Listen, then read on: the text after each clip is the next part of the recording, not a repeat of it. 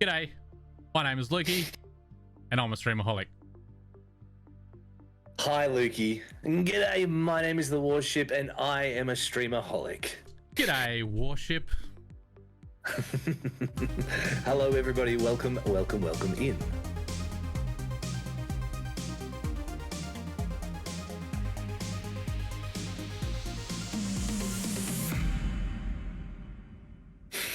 There you go.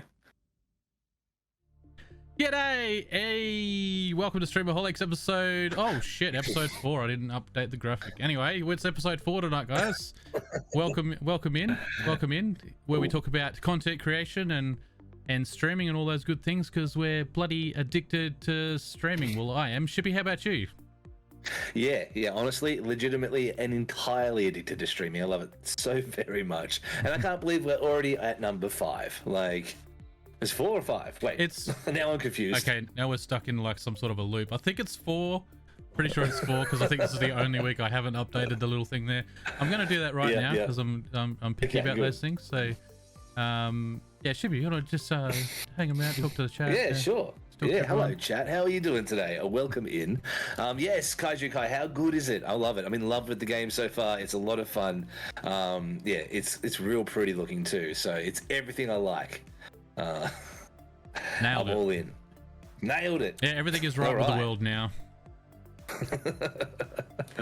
Well then, we got some stuff to talk about. The concept of today's episode is essentially Ask Goa. It's going to be us fielding some questions from the members as well as from the chat. So we've got a bit to get through today. We sure do. Where would you like to start? I guess we'll start with the Legends Club's questions first while we've got them in front of us, and then we can do anyone in chat who has something to add to the show later on, or some questions or some thoughts. We'll start heading through those a bit later. So we'll I guess we'll start with the Legends Club. And the first question, we're going to tie 2 of them in together because they've basically got to do with the same topic. It's everyone's favorite topic right now on Twitch. It's the ASMR streams and the controversy around those. So, Shippy, what have you been hearing about ASMR? And when can we expect the first ASMR Shippy stream?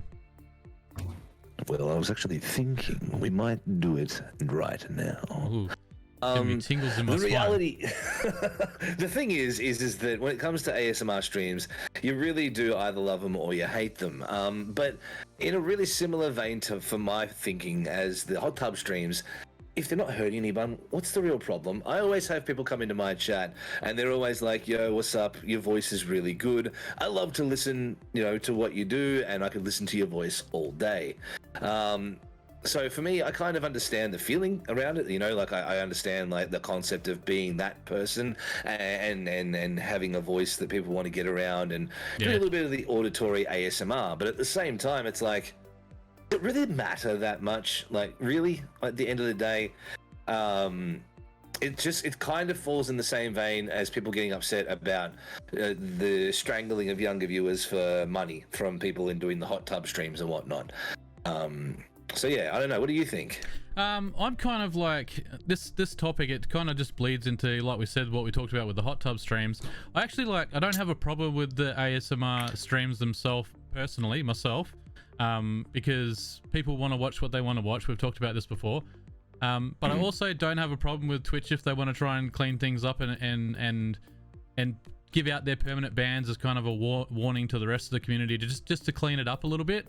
I don't mind because it doesn't affect me either way. Like, it's Twitch that whatever Twitch wants to do to make their platform into wherever they're heading with their platform, if they want to make it more family friendly, more ad friendly, then I think that's what they're going to try and do. So I don't have a problem with the ASMR streams themselves personally, but then again, I don't also have a problem with Twitch trying to clean up the space as it is. Trying to make it more appealing to the mainstream, and people don't like it when you talk about the mainstream because we've got this niche community over here about gaming and stuff. But I think for Twitch to go to the next level, we talked about it when we were talking about business stuff the other week. I think Twitch, has the right to try and clean it up, but at the same time, it's not. I don't really have a strong opinion on it. Put it that way. Yeah, I mean, for me, I totally understand that. Like, people get upset because my people, my viewers, they're not going to be here. And as we said with the hot tub stream, they're not your viewers, bro. Like they're not for you. They're not here for you. They're never going to be there for you. You're not their core. Like they're not, with the entertainment that you're providing is not what they're going for. They're not picking up what you're throwing down. The reality of the situation is that those people, they come to Twitch for that reason. I've got plenty of people in like I said before, in my chat who come into here because it helps them sleep to listen to my voice over the course of the stream, or it helps them work and get through their day at work for the Americans, because they like to listen to my voice in general. Like in a very similar vein, am I in trouble for that? Like, is that something that I'm doing wrong because I'm providing a service that people pay for, you know, if they choose to, and the ones who I'm talking about generally do? So am I all of a sudden doing the wrong thing because I provide ASMR content for those people who want to sleep well? You know, does that make me a bad person? I don't think so. Obviously, there's a difference between what I do and farting into the microphone. But at the same time, am I really doing too much different? Do you know what I mean? Like, is what I'm doing too much different? Like, I'm not sure. I think the lines are a little bit grey. It's not so black and white. You know, everyone talks about exclusivity almost. You know, it's like, no, Twitch is for us gamers. You can't do anything else. You have to play video games on the streaming service. Otherwise, you don't belong here. And for me, that doesn't make sense because, yes, I'm more of an entertainer than I am a gamer. Like, you know, I very rarely spend my entire stream playing video games. Yeah. Does that mean I don't deserve to be on the platform? No. People who go into hot tubs, yeah, sure, they may be a little bit exploitive, but as I said last week, as long as it's over 18 plus on the tag, people are getting what they're paying for. It's no different than going to hub at the same time. You know, it really isn't. At the end of the day, if that's what they're going for, they're paying for the service, they should be able to get the service. As long as they're over age, I really can't see a problem with it. That's my perspective, obviously very different to a lot of other people's, but I also understand and realize that the audience that's going there to watch the streamers in their bikinis, they're not the same audience that's coming to watch me, so it doesn't detract from my viewership, it doesn't affect my viewership, and in fact, it's more likely to help my viewership than anything else, because those people who don't want that will be coming to a place like mine for the content that I provide. Yeah, that's right. So I just don't see a problem with it in the way that a lot of people seem to do. At the end of the day, it's just another form of entertainment. It may not be the highbrow entertainment that you're expecting on here on Twitch, but you know it still is entertainment nonetheless. Yeah. And that's kind of my perspective on the whole thing. Like, you know, if you're getting the bag for it, you fart in the microphone. If they want to pay for it, it's up to them. Like, as long as you've got the tags in place and you're not hurting anybody with it, so be it. You know, people, they're adults, they have their own money control. They can do what they want with their money. They can spend it how they like. And if you provide a service that they want to pay for, you should be allowed to do that at the end of the day. Yeah, that's right. That's my perspective. There's a different audience for everyone. Like, I've seen this chick eating she eats food. I think it's a YouTube channel, or I've seen her on Facebook maybe. There's a chick who literally just eats cucumbers and stuff into a microphone, and I'm just like, I couldn't think of anything worse than sitting there listening to that, but there is obviously like an audience out there for that sort of thing. And like Kai said in chat there, as long as the terms and services probably need to be made more clear with what Twitch is going to allow. I think maybe they're just evolving. Maybe Twitch is just being caught on the hop with a few things, and will hopefully evolve the language in their terms and services so that people know where that line is. But I guess for the rest of us, we can just sit back making the wholesome content that we do, and we can see the lines getting drawn by these other people that are on the fringes that are really trying to push the envelope. But well, yeah, I agree entirely, and it does lead into the other point that we're going to talk about here as well, is like the concept of an after dark gimmick. Now, when it comes to my streams, for those who know, you know, we're always coming in and we're saying welcome to Warship After Dark, because I know that I'm providing content. I have an 18 plus tag on my stream. I know that I'm providing content that's not for kids. I'm sitting here, we're vortexing beers, we're swearing like sailors. We don't say one swear word, but we pretty much say everything else. We're constantly talking about sexually explicit content. And I mean constantly talking about it. Like, it really is just part of what I do. It's very much so like a defined category for me. Now, obviously, that doesn't work for everyone in the world, as Flavor Fade says there. You know, during the day, it's during the day when I start over there. But that being said, I have it categorized as After Dark. I have it categorized as plus 18 on Twitch. As far as those rules go, I'm not really responsible if your 13-year-old child decides to click on an over 18 stream. You know, I'm not, and I don't think that is any different to one of these streamers who do those things. You've got to be able to be a good parent at the same time. It's not up to the platform, like Menthy's saying here. It's not up to the platform to police your children. It falls on the parents. It's the same as letting your kids get into your porn stash, or it's the same as getting to your kids, letting them watch, you know, Metalocalypse, or, you know, like it's exactly the same thing. Yes, it's a cartoon, but people get decapitated in it. Like, it is honestly the exact same thing. And it's not my job to make sure you're of the right age to be in here. It's your job as parents, and of course that only goes so far, because of course kids will get in and they'll do it anyway. Then maybe they should have less television time. Maybe they should have less time on Twitch, or maybe you should be watching what they're doing. Do you know what I mean? It's an interesting. Sorry, keep going. It really is. No, you're all good. Like, and I know, I see, like, from Pod here, they're saying that it's the responsibility of the platform to protect minors. That's what the 18 plus tag is for. I mean, maybe we could lock the 18 plus content behind a subscription. Maybe to be in my stream, you'd need to have you need to have an active subscription to my channel, which would then be linked to a credit card, and you would have to actually physically pay to come in. But that gets rid of a lot of what Twitch is about. You know, it stops it being a free service for anyone to watch and starts making it a paid service. And then we're no different from your Amazon or, you know, your Netflix or whatever the case may be. So maybe that's a solution, but it doesn't sound like it's the right solution. Yeah, I think it's very, very hard to try and stop people that are under the age of 18 as a platform, because I think any way that they could probably think of trying to do it is just going to, they're going to find a way around it. It's going to be a very easy system to get around, probably, which is, so at the moment, all they're doing is a disclaimer. This is for over 18. Are you over 18? As soon as you click yes, that was your choice. You did it, so the onus is off Twitch. But it's interesting when you look at like one of these ASMR streams or the hot tub streams with a beautiful girl laying there in a bikini, right? For say like a 12 or 13-year-old child who might come onto the platform, if they were blocked from watching that sort of stuff, do they get blocked from watching Call of Duty and other games that are M15 or R-rated as well on the platform? Like, yeah, depending on your point of view and this is not an actual personal point of view, to come down to everybody else's personal opinions on content, but there are people with the point of view that the video games is bad for children's brain development stuff. Like, but we haven't seen anyone jumping up and down much about within Twitch.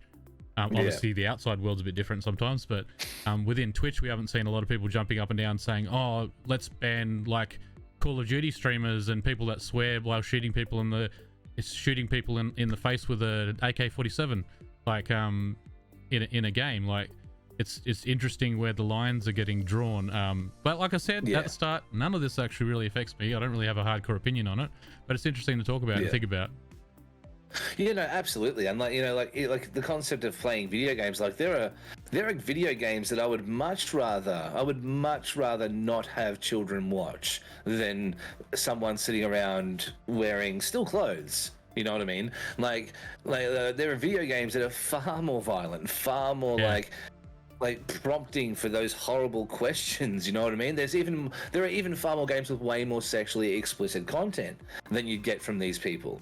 So at the end of the day, like, you know, when you there's got to be something that they can do, because at this point, if the onus has to be on the platform, then there needs to be like a severe change, like whether it's locking it behind paid, whatever it may be, whether you need to provide credit card details to make an account, and if you don't have those details, maybe you can't view Twitch streams anonymously. You know, maybe take away just anonymous viewing entirely and make it so that when you enter the website, you need to log in.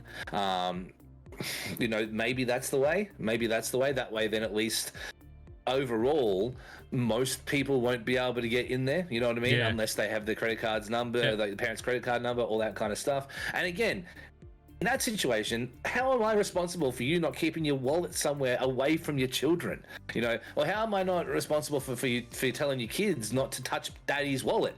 You know what I mean? Like at the end of the day, like you can only do so much as a platform.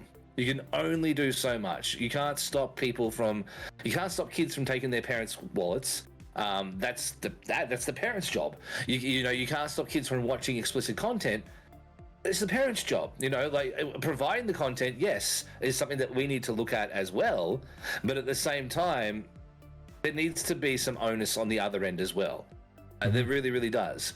And like for me, for example, like I'm a dad and I look at what the girls are allowed to watch, and there's no chance in hell. They're not even allowed to come watch me stream, let alone anything else. Yeah. They're simply not allowed to, because I know that I say some stuff that's just, is it for children? No, it's not for children. Like, not at all. Not even a little bit for children. And particularly my children. But at the same time, like, would I let them watch anyone else's streams? Absolutely not. And do you think that there is that Satan's penis's chance in hell of them ever getting my freaking wallet? No, not at all. Not at all. Like because I police my children. Like, you know, like so for me, it's not the gimmick. You know what I mean? And I'm not saying that you should be providing like explicit content here, but I'm saying that make sure that, you know, it's policed to the best it can be. You know, so whether that's putting credit card details in to log into the account, whether that's making the accounts unable to be anonymous viewing so that you have to log in with the credit card, whether that's making sure there's an over 18 plus tag at the start of the stream, whatever it may be. Yeah. Whatever it may be. Sure, yeah, I'm all right with that. Do that. Maybe the platform makes it that because I don't know with the hot tub streams and ASMR. It's not like I watch a lot of them, just a little bit, but it's not like you have to. I don't remember ever getting prompted to ask if I'm 18 before going into many of those streams. So I don't know if it's in the terms and services, or maybe needs to be in the terms and services, that if you're in a but then it comes down. That's pretty hard. That's where they're finding that loophole with the hot tubs. Because what if someone is a like a daily travel vlogger that happens to be at the beach one day with a bikini on? Does it now have to become 18 plus because they've got a bikini? Like how revealing does it have to be? Like where's that line going to be? So it's really, really hard. It's really, really hard thing. But yeah, it just starts with absolutely. But that's where it starts, I think, with it starts. I think doesn't end with, but I think it starts with the education at home, like you're saying. Well, then maybe is the question: should Twitch be an over 18 service entirely? And I mean, no more kid stuff. I mean, at all. Should Twitch be explicitly for adults only? Maybe that's the way too, you know, because if we can't be trusted to one day be wearing a t-shirt and then the next day be wearing a bikini on stream, and I know I would look banging in a bikini, but I mean we as a collective, is that where the line is? Do you know what I mean? Like, do we completely kick all children out? Because I know the second I get someone under 13 in my stream, I don't even have to say anything. The second they say, "Oh yeah, I just finished my day in grade 6," they're banned instantly, because we don't tolerate that at all on my streams. Because my stream is ahead of it. My mods are on top of it. Like at the very instant anything like that even shows up, they're bang gone. And look, that's not because I don't want them there. That's because there are rules. And if I break the rules, I get in trouble. And that's the other issue too that we haven't even touched on yet, is yes, they may be providing sexually explicit content to a degree, you know, morally questionable content to a degree. But there is also the responsibility that if they cop it on the other end, like if they do provide content to someone who's underage and they do go after it, you have a situation like we've got here with Amaranth and Indie Fox where they get banned. That is all well and good for the streamers on the scale that they're at, where they get banned for a couple of days, they'll appeal it, they'll get back. But for a content creator like myself or anyone else sort of around the range of me, a ban like that will probably mean the end of my entire Twitch career. You know, like, because a ban like that will probably send me away. Like, it will probably send me completely away. So there, like, you know, that's the other side of the chain as well. So, and that's the question. That's the question. Where do we draw the line? And what does that mean for the future of the content that we do here? Because, like, you know, my content is slightly like sexually suggestive. You know, I'm constantly like pulling down my shirt and showing my chest hair off and all that kind of stuff.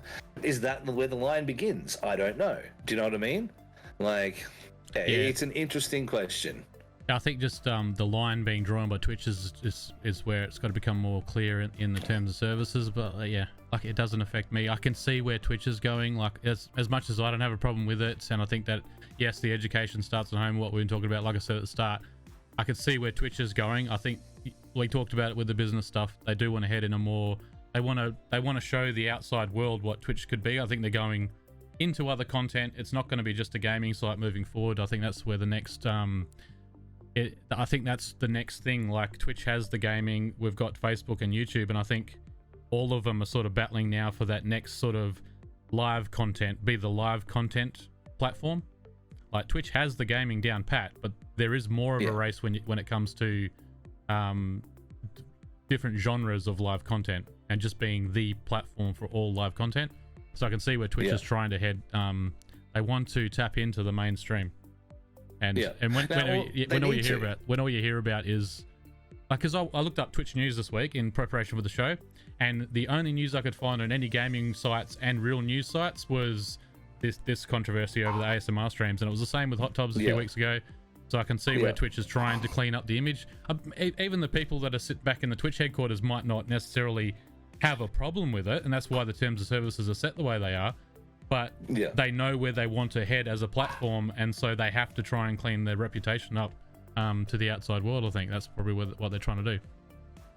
Well, you look at like YouTube gaming and Facebook gaming, and like YouTube itself, like it has a section for gaming, yes, but how many YouTube creators who are gaming creators do you know that don't do explicitly gaming content? Like, you look at Markiplier, for example. He does a whole deal of like IRL things. He had a whole year with Unus Annus where they essentially did in real life challenges every day for a whole year straight without a break.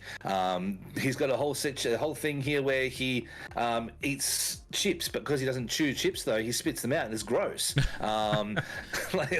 It's real gross, but at the same time, like, what he's doing there is it's not explicitly gaming content. And the thing is, the simple facts is that he's got some exorbitant amount of subscribers in the realm of 30 million subscribers, and he doesn't just provide gaming. If he just provided gaming, he wouldn't be at that level, because the way that content creation is evolving is that people who are just doing one thing, they don't survive. Like, so you have to let your life open up a little bit more. You have to do other things. You have to, like I said in the very first episode, you have to get your fingers in every pie, whether it's podcasting, whether it's YouTube, Twitch, whatever it may be.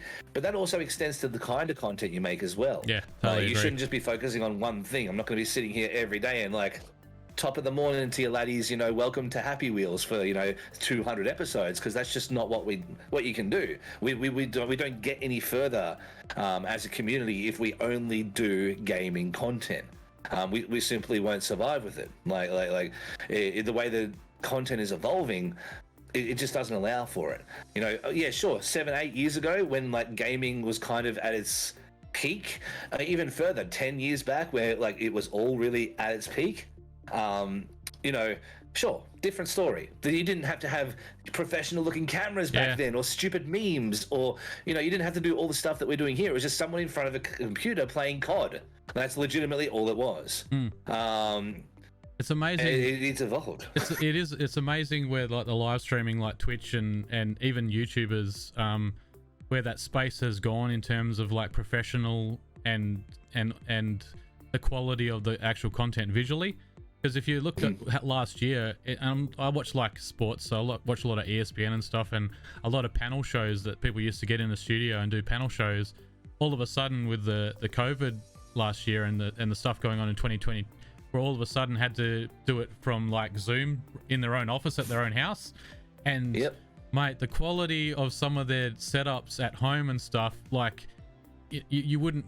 It was like the most horrendous stuff you've ever seen by people that are usually dressed up on like ESPN or on news programs. And I'm like, mate, have you seen the gamers and the YouTubers and the Twitch creators? Like, Mate, we shit all over those people when it comes to like your own home studios and what we've put into making a stuff look all flash. Like, it's absolutely true. Like gaming and all of what we do here, even look at your setup, look at my setup here, that absolutely shits over your general newscasters like setup. Like 1,000,000% does. We've got better quality cameras. Yeah, we might not have multiple angles and stuff like that, but we're on the pulse of all of this. Yeah. No, it was amazing to see. It spins me out to see. Like I was watching or listening to Mum's Basement, which is actually Keemstar, the Drama Alert guys. Oh yeah. His thing, and he was saying that, you know, I now like the world's biggest sports broadcaster, you know, drama broadcaster, because the reality is that I get, you know, millions of views, and places like ESPN and, you know, like the general news channels over in America, they may get 50,000. You know what I mean? Yeah. Like he's sitting there every day getting millions and millions of views. He's like, am I now like the biggest broadcaster of news in the world? You know what I mean? Because that's kind of how the thing's evolving. Yeah, it is. It kind of is when you look at it that way. Like that's the way content is going in the world. So, you know, in 10 years' time, maybe people will be signed up to networks, but maybe you'll tune into ESPN and it'll be someone sitting in their own home studio doing their show on a sport, and then ESPN might flick it over to the next guy at home that's sitting there doing his show. I mean, we're seeing it with Zoom already, you know. We're absolutely seeing it with Zoom calls in general for work. You know, people like Wit, who's in the chat right now, he spent the last year practically at home working from home. And now he's gone from that to going back this week, and he hates it. You know, Yeah. But like the reality is that we come from a situation where we've gotten used to the world being a little bit closed now. So maybe the future of all kinds of like reporting and creation of content, maybe it will all end up being more here, because look, we've got right now, even our setup here, a couple of transitions into a full screen for one and full screen for the other, and all of a sudden we've got a pretty hot show, like as far as what you'd put on the television goes. It wouldn't take much to do that at all. And you know, it's crazy to see the difference between when you saw the beginning of content creation, because while I wasn't a streamer all those years ago, I definitely watched a lot of like YouTube and things like that. So I really have a keen understanding for what it used to be as to what it is now, you know, and it's a totally different landscape. And I think that's sort of the problem with these hot tub streamers, with this ASMR stuff, with cooking streams, with all this stuff that comes on the platform now that isn't gaming, and the gatekeeping process of gaming. You can't take gaming. Twitch is for games only. And that whole process is just so far from where we are now. That it's almost to the point of ridiculousness. Like, we see people who do this stuff here on YouTube, and people I don't even really know anymore.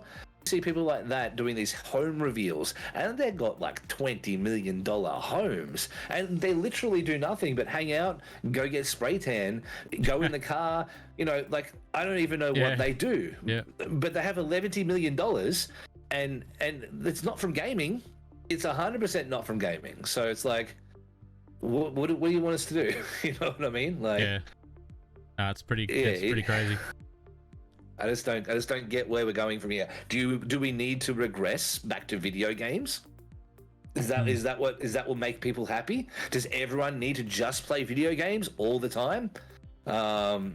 No, I don't know. I think anyone who does think that it's Twitch is a live game streaming website the way it has been for years is really got to have a look at it and probably get over it, because it's not, and it's not going to be moving forward the way.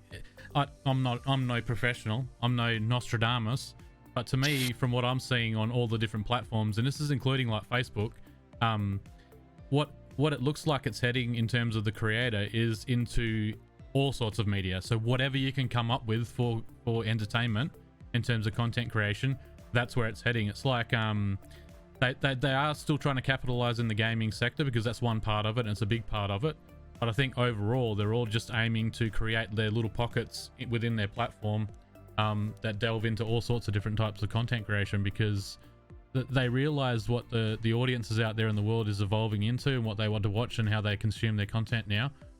And they are looking at what we were just talking about in the professional setups and how easy it is to produce a show now of any sort, whether it's YouTube or what we're doing here now on Twitch.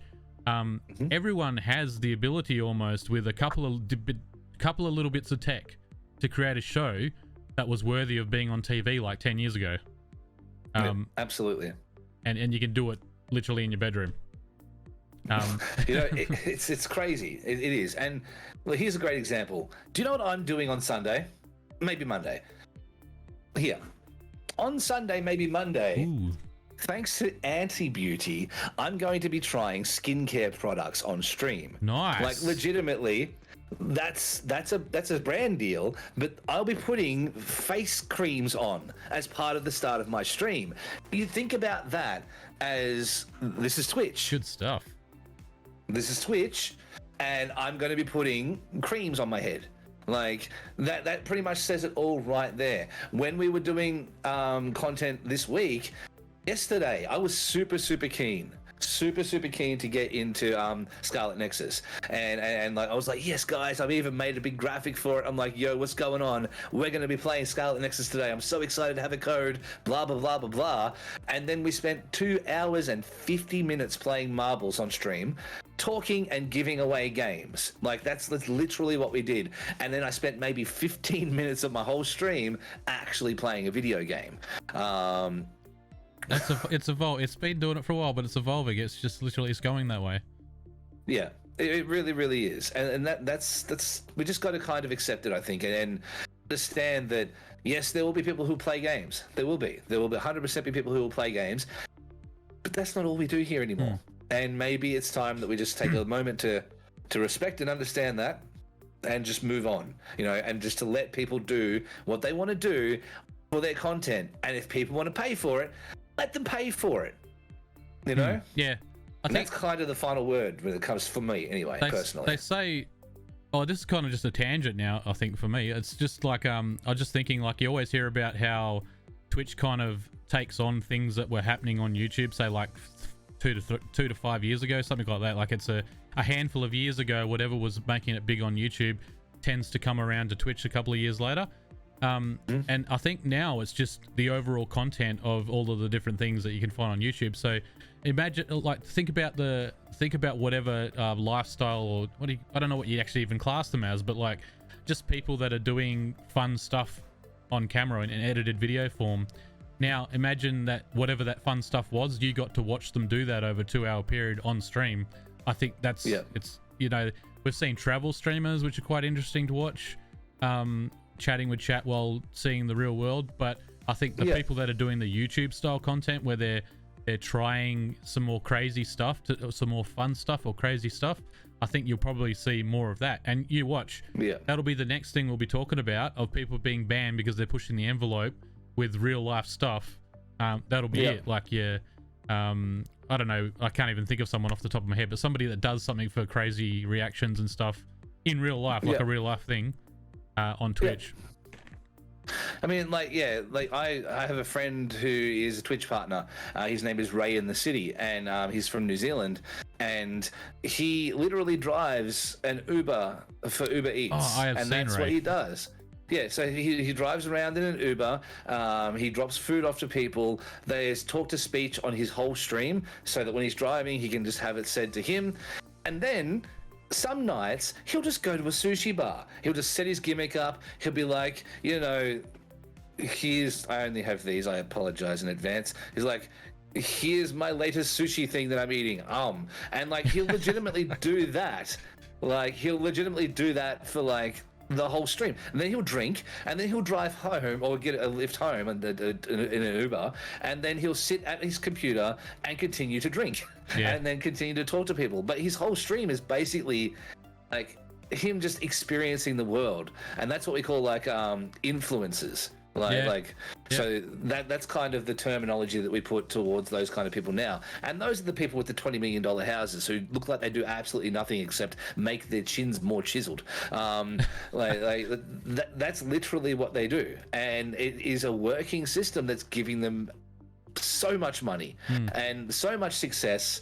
And this opens up the world for television, for movies, for all that stuff. Why wouldn't they take it over? And at the same time, why wouldn't we, as a Twitch community, why wouldn't we in general try to aim for that too? You know, we've got people who create content on Twitch like a YouTube video instantly. You know, like an example, won't just say myself here, but like as an example of things, I can just live edit my streams as I go because I know what I'm doing when it comes to that. You know what I mean?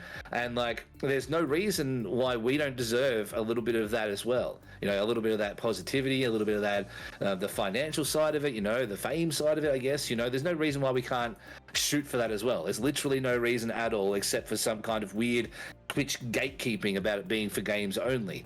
I just don't think it needs to be that way, you know? I just don't think it needs to be that way. Nah. At all. I'm all for it. All this extra content, I'm all for it. Love it.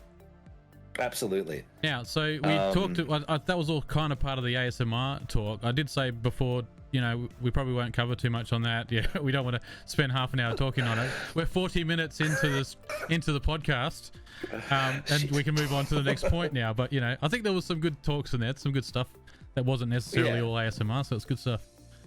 The next one we can dive into, Kai had the question of, do you think anime should be streamable in the sense of a streamer watching it, having it up on stream to react with the audience? Yeah. We'll start with that one. Yeah, we'll tackle that. So this comes down in the very similar kind of the vein as the music conversation we've had, because it all comes down to copyrights and all that kind of stuff. And when I look at it, I'm like, if we open this up to anime, then surely we have to open it up to everything. Like, you know, anime, they have teams, they have animators, they have people who they have to pay, voice actors, production, everything. You know, it's no different from a television show just because it's anime. In fact, a lot of the time, a lot more work goes into it, like a whole lot more work. So, you know, for me, I think that saying yes to that would open the floodgates for all content to be television content. And as much as I think it'd be cool to sit there and grab a bag of popcorn and watch the latest episodes of Dragon Ball Super with my friends, you know, on stream together, I just don't think that that's really. I don't think that's the future of content. You know what I mean? I really don't. There definitely could be partnerships with places like Crunchyroll and Anime Lab and all of that kind of stuff. Yeah. But at the same time, it just doesn't seem like it's something that would really be overall appealing. Maybe the concept of watching the newest episode of whatever it is, you know, like whatever it is at that time, that's something that might be appealing. But the question here is it not super doable standard that games are allowed to be streamed, but media? Look, honestly, you're absolutely right there. That is a double standard, completely a double standard. The games and brand new games are allowed to be streamed, but media isn't. It is, but at the same time, it comes down to it's a whole different industry. The gaming industry is completely different to the film industry, completely different to the television industry. There are so many more other rights that are involved in it. Like you know, you've got the song rights, you've got the actors, there's so much involved that is different to games. And there's a whole different process involved in getting that content out there as well, because you have to look at things like Fox, you have to look at things like all the major studios that are around. If you start taking their content and streaming it for free, how do they pay their actors? It's just I think because they can't keep it. It's the same with the music thing. You can't keep track of like they don't like you rebroadcasting it mainly if it's free elsewhere though.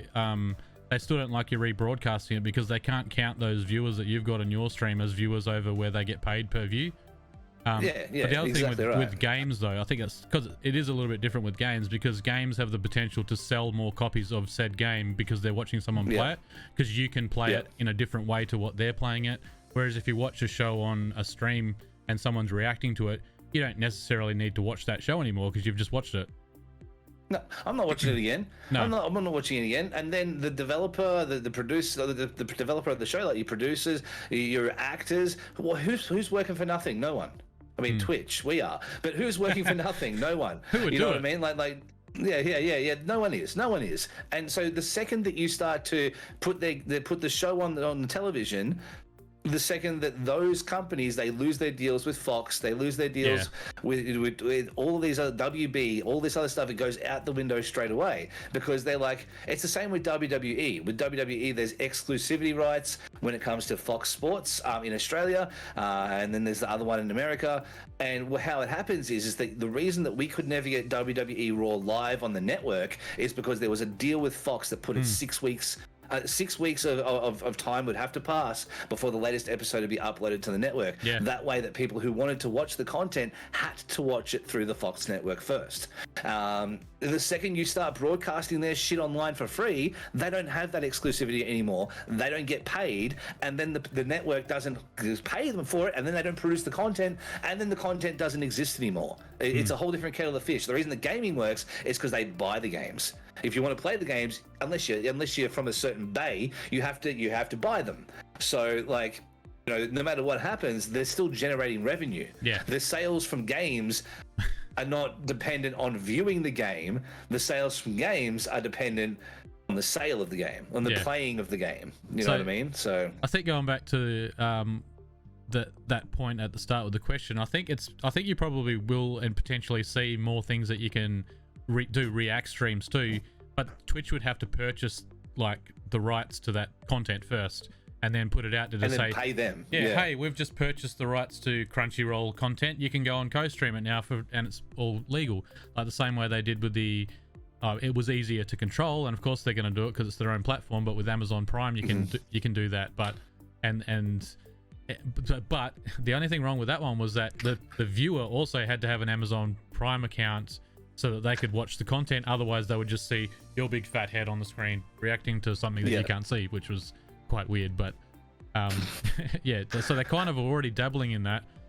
So I think you probably could see that in the future, but it's going to be up to Twitch to see whether they see value in it, because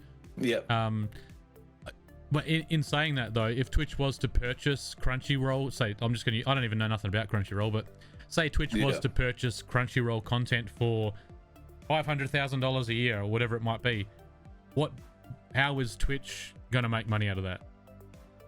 Yeah, because then do they take even more? Like, do they take even more from my goddamn subscription? I'm already getting like $3 out of $9.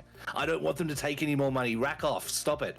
That's the simple fact is that if you start to say, because it wouldn't be 500K, I'm telling you right now, it'd be like 5 million minimum a month, I would think, for the amount of content that's on Crunchyroll.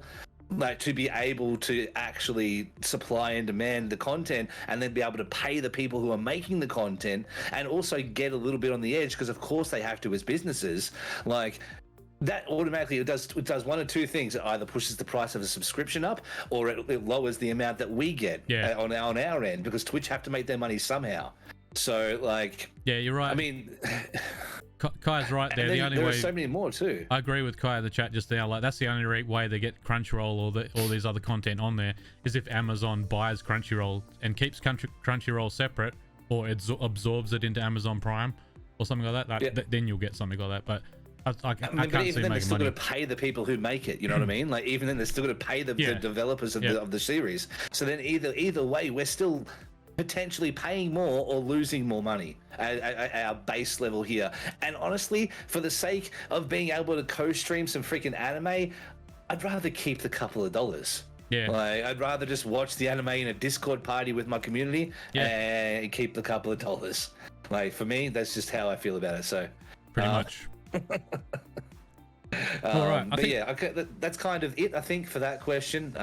Thank you for it. It was a good little venture into there, and it does speak on, like the idea of like rights behind stuff. So I think that was really interesting. Yeah, I must say, like, you guys have been killing it with all the variety of questions that we've been getting in the Discord, and even when we have been able to get to chat questions as well, and also the passion in chat tonight.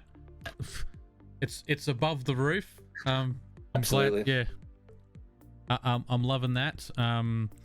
Just have to make sure that yous are being respectful of each other. That's all. We can all have different opinions. That's all I'll say about that. Yeah. And like, for the guys who are from my chat, you'll know that primarily, more than anything else, is we respect each other. You know, and we all do care about each other. So, you know, there's no need. We're all here. We're all here for the same purpose. We all want the same thing. You know, at the end of the day, we do. And we're just having a bit of a frank discussion. You know what I mean? Yeah. At the end of the day, it's just bants, as we say on my channel. It's just bants. It's definitely just bants.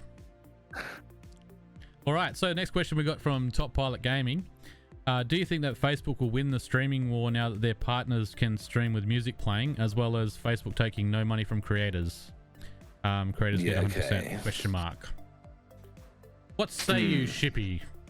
I mean, no. And the reason being, for me, is Facebook is the worst place to stream from. Not from a, I know it's a really, it's for me, I'm being subjective here, like, you know, but what I'm saying is that as far as like the concept of Facebook gaming goes, is when I go to Facebook, I do not stay and watch a video, because 98.75% of the time I'm doing this. I'm doing the haha funny dog meme. I push button, switch, next one there. Ah, cool. Picture of child crying. Excellent. Like I'm not sitting here, I'm like, oh yeah, cool, some streamer. Oh, I better watch that for the next 5 hours. That's not what Facebook's for.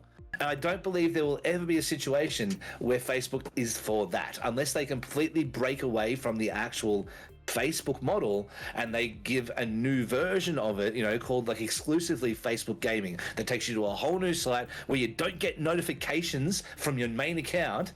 That's the only way I can see it ever happening, because as soon as I get a little boop on there, I'm gone.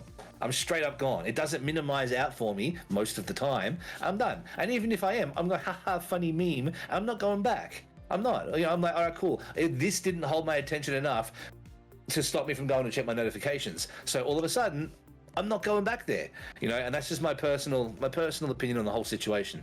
I think that Facebook gaming is good for the people who use it, but I have seen so many creators come from Twitch and go to Facebook gaming and come from environments where they were bigger than what I currently do, and go to Facebook gaming and end up with an average of 8 people. And it's because it doesn't have longevity as from a viewership point of view, because there's always so much other shit to do on Facebook. Like there's always more to do there. But if it actually has its own separate thing that doesn't show notifications, doesn't show any of the other stuff there at all, and is purely like Twitch except blue, then you've got a different thing. Then you've got a different thing go. Because I'm not staying. It doesn't hold my attention, you know. And I think that that's the general kind of consensus, because what you do on Facebook, you just scroll and you go, let's watch this man fall down, very funny, let's like the picture or the video, whatever it is, go to the next video. You know, like there's no investment for me to stay watching a stream. Twitch is built for this. I would argue that YouTube has the same issue that Facebook does, because YouTube is for going there to watch video serialized content. You know, Happy Wheels episode 55. Like, you go there because you want to watch specific serialized content. You want to watch, you want to watch Jacksepticeye's video every day. You want to watch PewDiePie's everyday video. You know, you want to go there and you want to watch those guys do their thing on a daily basis. You're not going there to watch a stream. You can go there and watch a stream because they do have it, but the discoverability is garbage compared to what we have here on Twitch. And the reason is because Twitch is a platform for streaming, and that's why it will always, in my opinion, do better. That's just my perspective on the whole Facebook gimmick.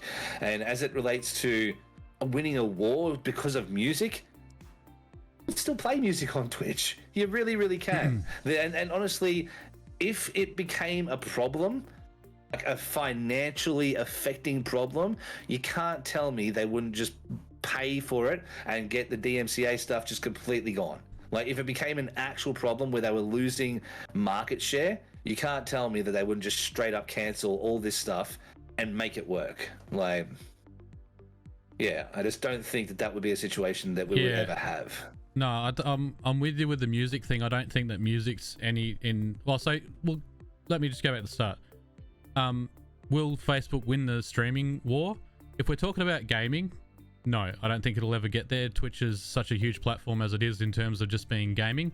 But like we've been talking about, and this is where I come from, I'm a Facebook, just for anyone who doesn't know, I'm traditionally a Facebook gaming streamer. And I like what Facebook does for creators, for me. Because and I'll go into a little bit why I like Facebook gaming and the things that you can do on Facebook gaming, but it won't win a war just because of streaming and just because of music.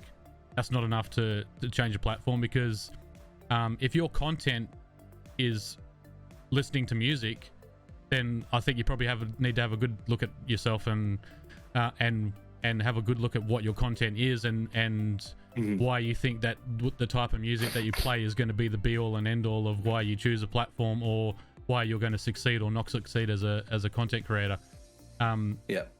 In terms of the gaming, I think Twitch is well ahead. They're the first movers in the game live streaming scene. I don't think anyone's ever going to catch them in the near. I can't see a time when that happens. I mean, who knows what'll happen in 10 years? Who knows? But as a prediction right now, if I was to say, I'd say no. In terms of live streaming as a whole, like we're talking about with different shows and stuff, I think when it comes to whether Facebook is good or not, or what you use Facebook for, or the other things that are going on, I think comes down to how you use Facebook individually. Because I was having to think about this probably about a week ago. I actually watch more video content, like, you know, the 5 to 10 minute edited video content on Facebook than I do on YouTube right now. There's probably, and that's just because everyone's different. I used to watch probably more YouTube, and I still go to YouTube for a certain couple of people, or, you know, if I want to learn how to take a door trim off of this car, you know, for my job or whatever, like you can look up tutorials on anything, and that's what we go to YouTube for. But in terms of personally myself, I actually do find myself in the Facebook Watch part of the Facebook app. When you click on a video, I will end up being there and watching the suggested videos from there. And having been around the platform as a game streamer, for me, I only stream twice a week. When I do stream, when I get back into streaming, I like twice a week, because that's all the time I've got for in terms of sitting down for 3 or 4 hours to do live content. But the thing I like about, and the thing that I like about Facebook's platform, is if you are setting up a Facebook gaming page there, you can attach a group to that page the same way Game On Aus does, and so that group page within your ecosystem there on Facebook becomes like a Discord, so it's on the same platform. If you want to do an edited 5-minute video of you walking down the street talking to your people, or a live video or whatever, that can be on your page as well. It becomes like a website of all the different types of content that you want to provide. And if you feed the algorithm on Facebook in the correct way, you can actually gain organic views or through the algorithms on platforms like that, and YouTube similar. But you have to make good content first, for starters.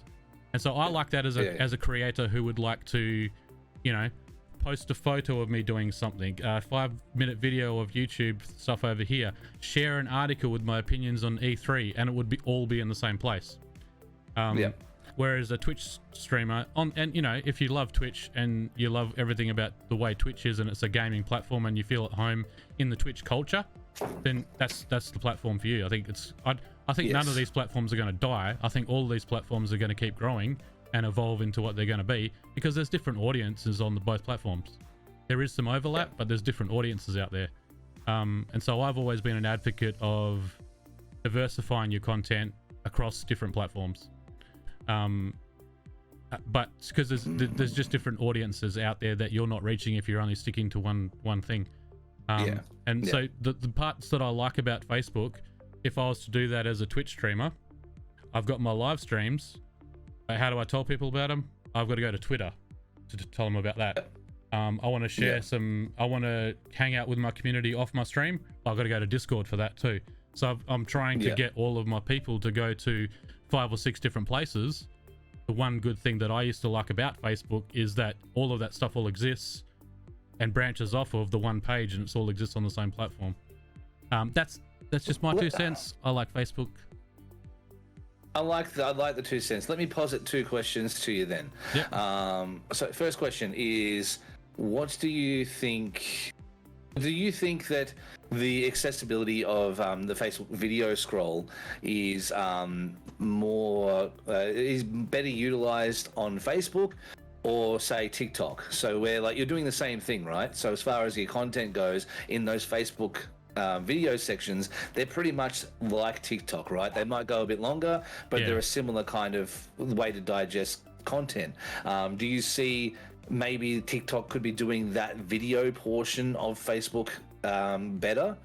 because it's, you know, it's a lot easier to browse content. You can literally, I've sat there for hours and I'm like, I'm going to look at one video that someone sent me, and then I've scrolled and all of a sudden it's 4 hours later, and I've watched nothing but garbage for that entire time. But there's always something new. There's always something more the interesting. Would you say that maybe because Facebook, this is kind of what I want to get for the overarching thing. One thing that I think that Facebook has as a detriment is that it's trying to do everything in one spot.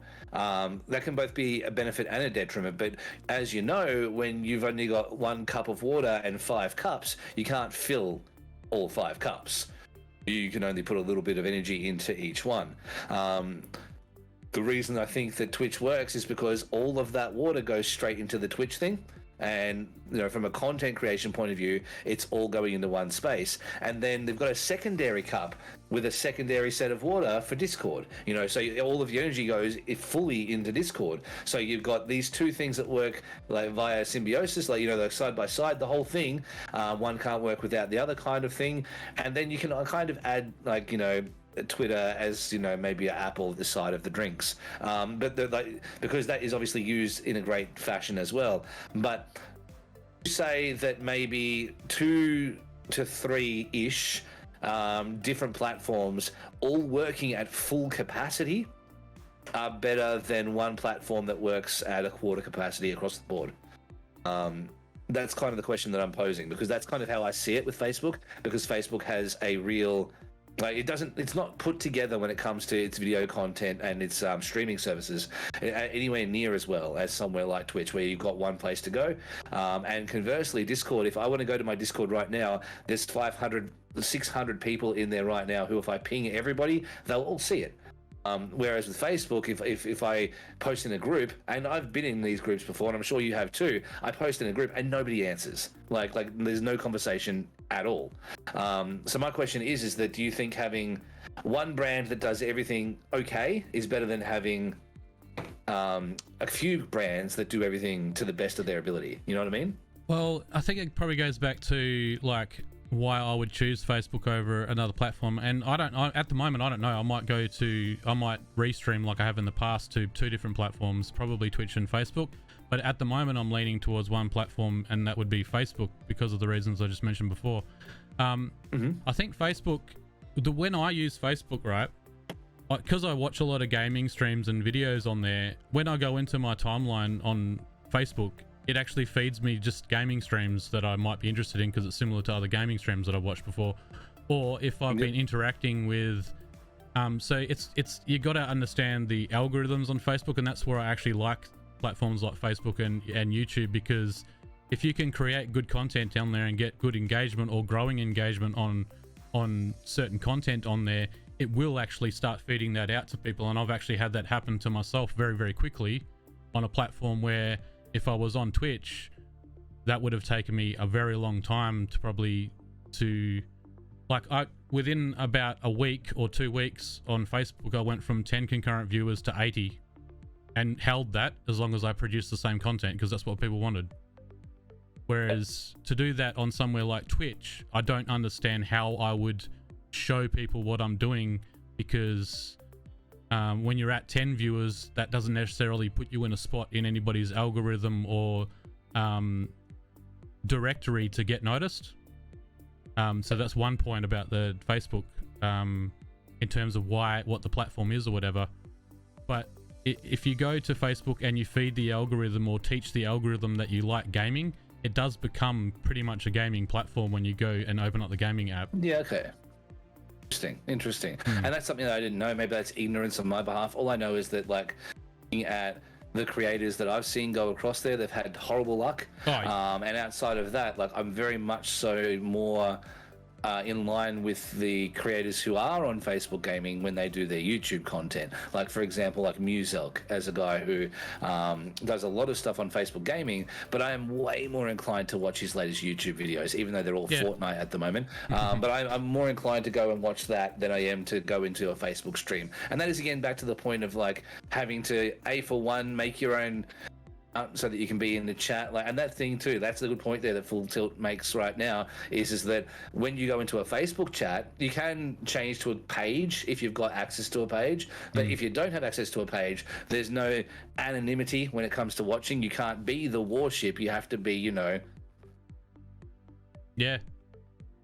Other than that, you know what I mean? Like, you can't be you can't be like just someone watching the stream. You have to be a person who gives the real names and all of that kind of stuff. And that's probably an only kind of downside that I see to that. Based on what you've told me, it still seems to be very interesting. Yeah.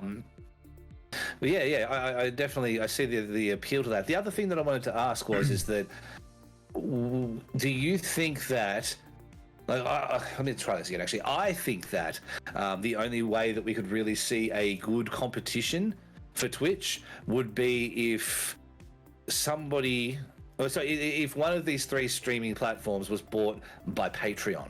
Because if that's the case, you could put a live streaming system directly into Patreon. And then you have everything that Facebook has right now. You have the ability to post content. You have the ability to upload shorts. You have the ability to put pictures up. You can put blog posts up. And then on top of that, if there was a way to stream content directly from there with the same power that you have in Twitch, and then maybe a live channels list to one side, maybe that could be a thing. Maybe that could be an alternative. Do you think that that's something that might be the case? Because then you're still paying a subscription. You're back to the point where it becomes essentially another Twitch, but it takes away the social media aspect of it and creates it more of a social space. I mean, it would be a different thing to Facebook. I think that's the appeal of Facebook, is that it is a social platform, so it can show people that are just on the platform. Even if they only hang around for 3 seconds, you have that chance of someone just glancing your screen. But I think what I would say there is that, yeah, that would be an interesting platform. And in theory, I think that would work. But I think because of the Mixer stuff that happened, this is why I think YouTube and Facebook, they won't catch Twitch. But this is why I think they'll both have they'll be successful in the live stream in terms of gaming live streams department in their own right, is because if someone, and Gamma's mentioned a couple of the platforms, there's DLive, there's Trovo, there's Glimish, and there was Prime Live, if that's even a thing. The reason why those platforms I think will never ever succeed is because they are replicating Twitch. So why would anyone go to one of those small platforms and not just watch Twitch?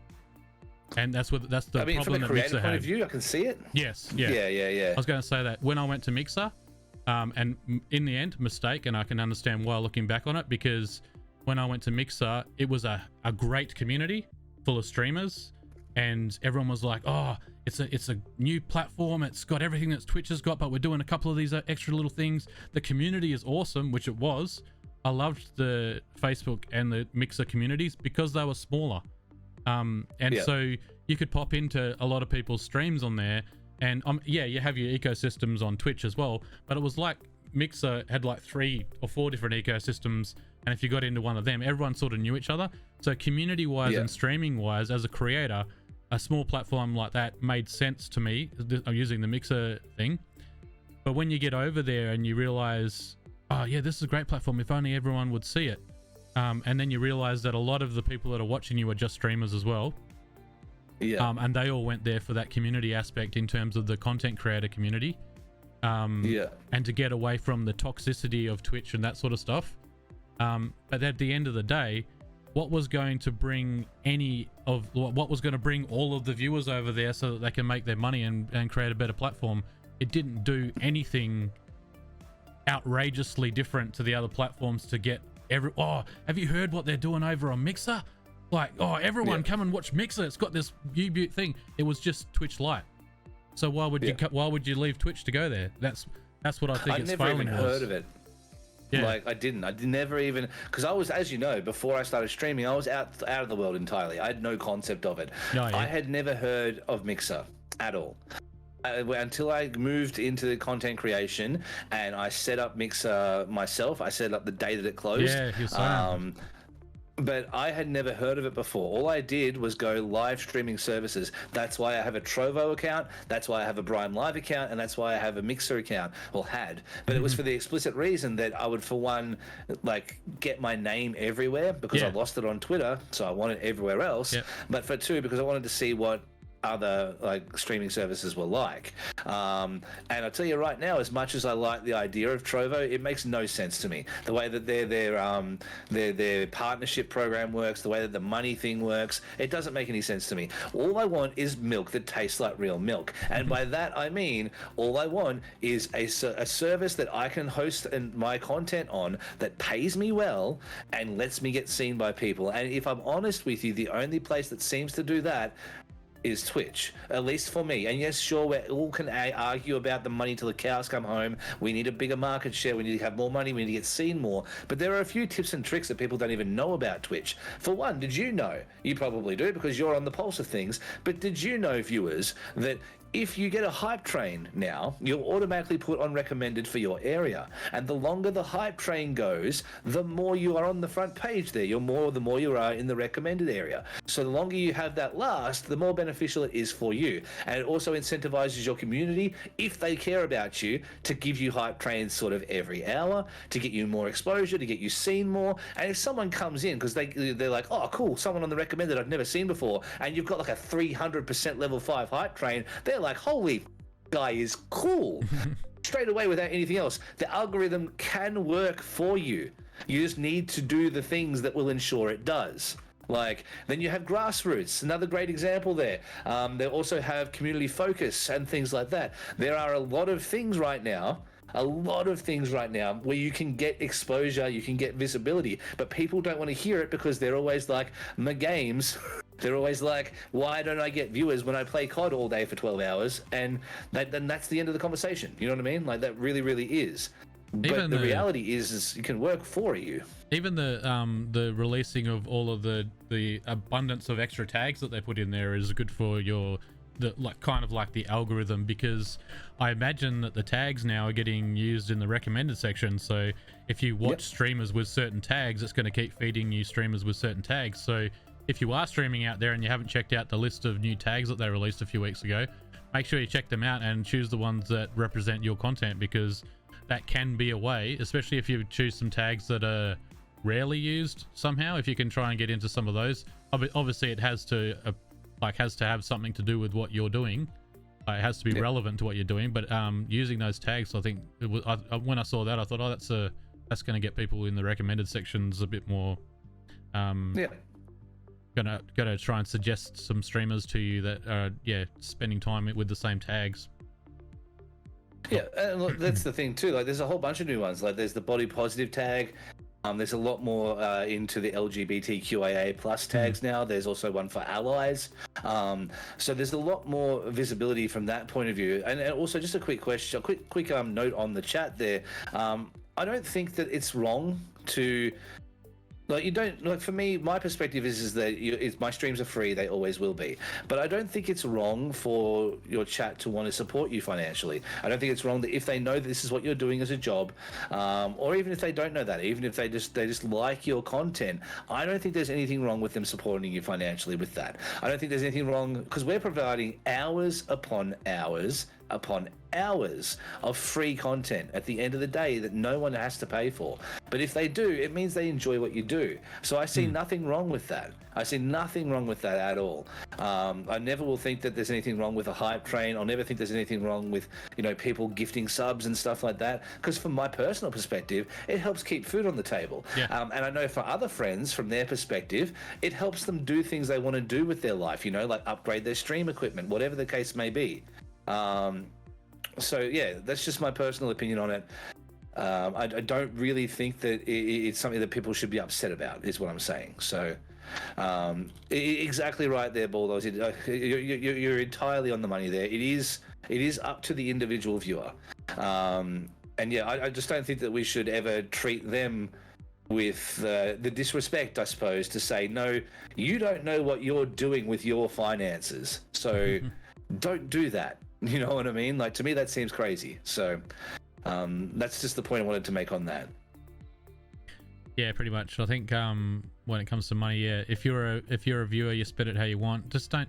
I don't know of anyone who would want to spend money where they don't want to spend it. So it's the same as when we're talking about content, like talking about hot tubs and ASMR. Like if that viewers want to watch what they want to watch, they'll donate if they can, if they feel like they want to contribute. And I think that's the one thing, not one thing. That's one of the things that Twitch does very, very well over the other platforms, is the monetary side of it. If you are a creator, there is so many ways that people can support you, and it's a part of the culture too in Twitch a bit more than the other platforms to support the creators.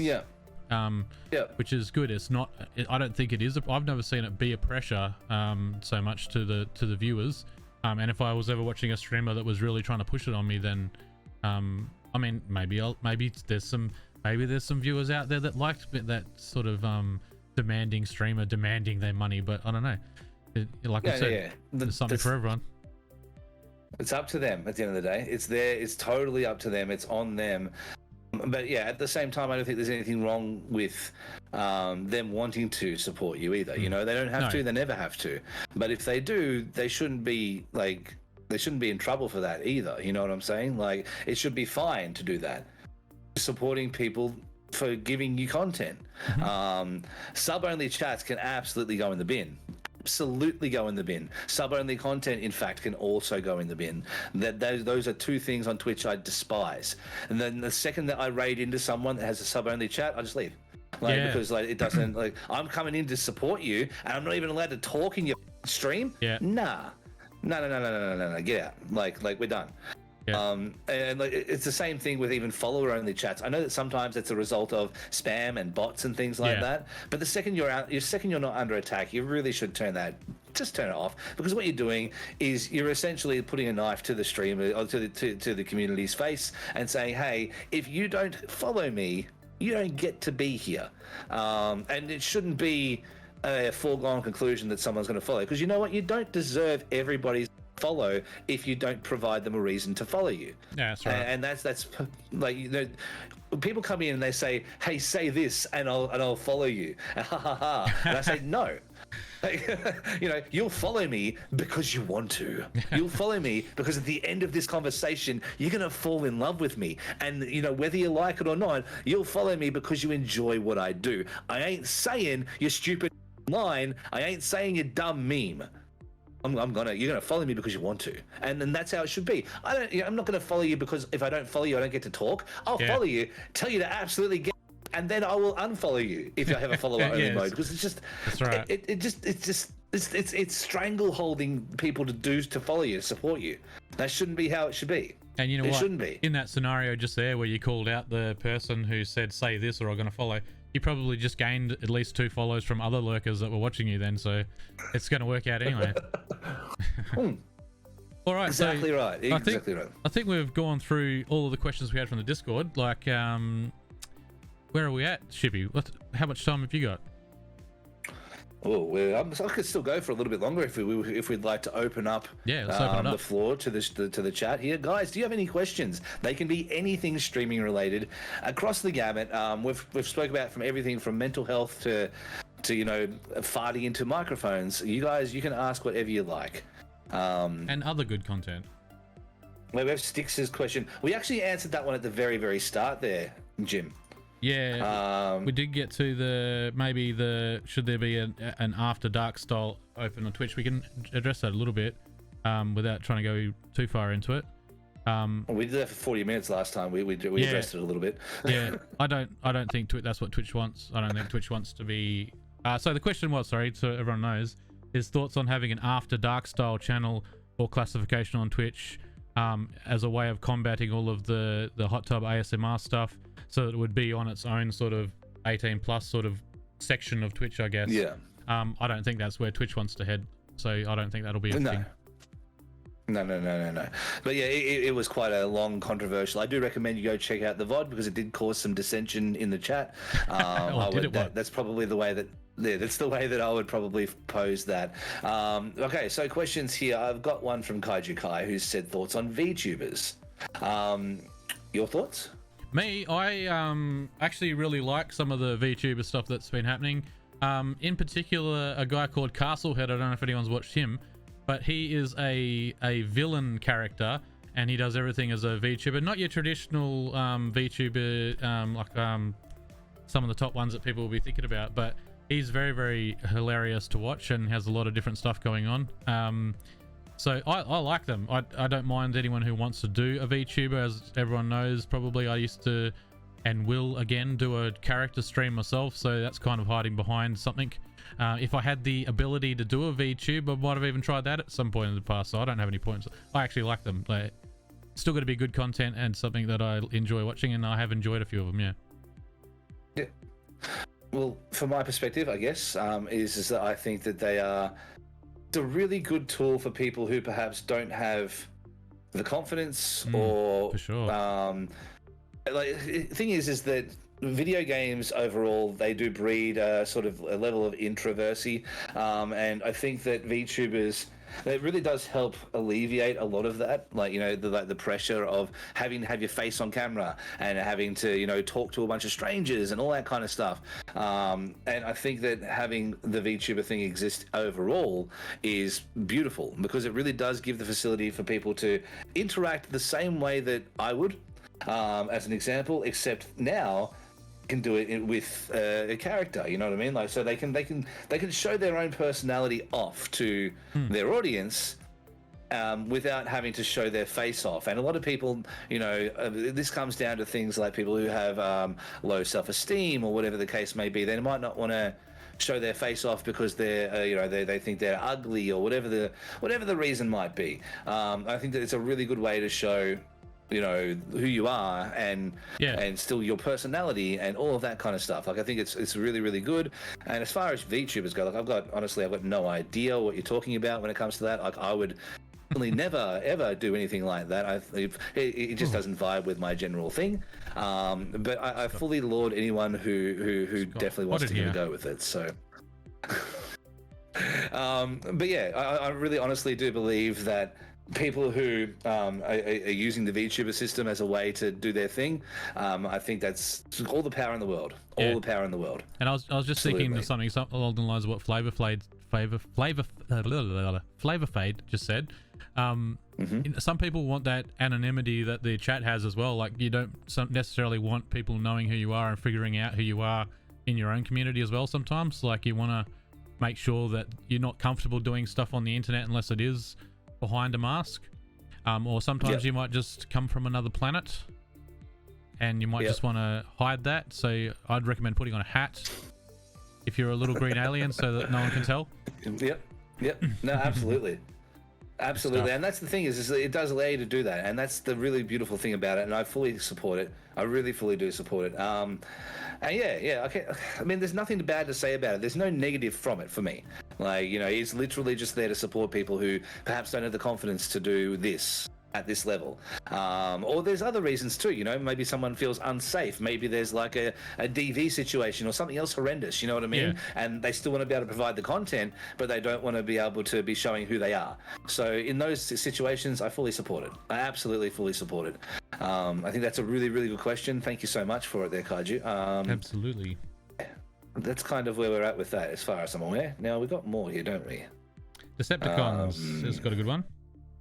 How do you guys deal with burnout? Yes.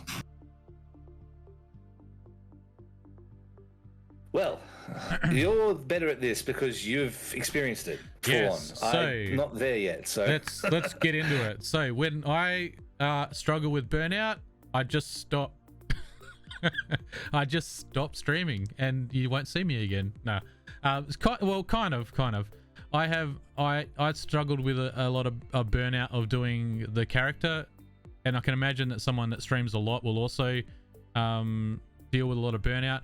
Like I said before, I only ever streamed like twice a week, and then tried to provide other little content in between my streams during the rest of the week. So in terms of the actual streaming part of it, I couldn't find enough time to provide other content. It was not that. For me, the burnout was so I went from Facebook gaming, then made the mistake of going, when I was actually doing pretty good, to Mixer. That started growing a little bit, but then Mixer died, so I had to start on Twitch again with 0 viewers. And at that point, it started affecting me mentally that I was starting again, and I've made the mistake. I should have stayed on Facebook. I'm starting with 0 viewers. and now, and then also like real world stuff. Like there was all of the drama that was going on in the US and discussions between people over here in my backyard that were getting very emotional, and there was the COVID stuff going around, there was lockdowns, and that all hit at around about the same time. And so for me, I used to play a superhero character called Radman, who my job was to come in here and basically be a clown and dance around and do all these funny scenes and play video games and be all hyped as much as I could, as much as I could be hyped. I'm not a super hyped person, really. That's the most hyped you'll ever see me. But it was very, very hard for me, and that's where I found the burnout, was that I couldn't come in here and be feeling really low all the time, and then all of a sudden it was getting really, really hard to be that hyped person. So I stopped using the costume, started to revert back to myself. So now that I can be sad on camera. and then I was getting burned out from being sad on camera, so I've kind of just taken a break, and the break's turned into like 9 months. But you have a break like I have, and watching other creators out there doing their thing like the Warship and others has made me realize what I miss doing is entertaining people. So things are getting back to normal in the world. I'm starting to get my mojo back. So the break has really, really done me really good, and it's made me brainstorm over those sort of 9 months the ideas that I've got going into when I tackle it again. So I would highly recommend, if you have the ability to, like if you're financially dependent on your streams and your content creation, Shippy might be able to offer some insight next on this part of it. I never was. I earned very little from streaming in my career so far. It's really just been a hobby for me, as much as I'd love to earn some money from it. So it was easy for me to stop, especially when I was starting again anyway. I feel like I still have regrets of decisions I made before, but in terms of where I was when I sort of started to stop doing it, I haven't lost anything because I was having to start from scratch again anyway. Your thoughts, Shippy? You're coming from a perspective where you kind of rely on it a little bit too, so. Got a real TLDR for you here. It's super, super easy.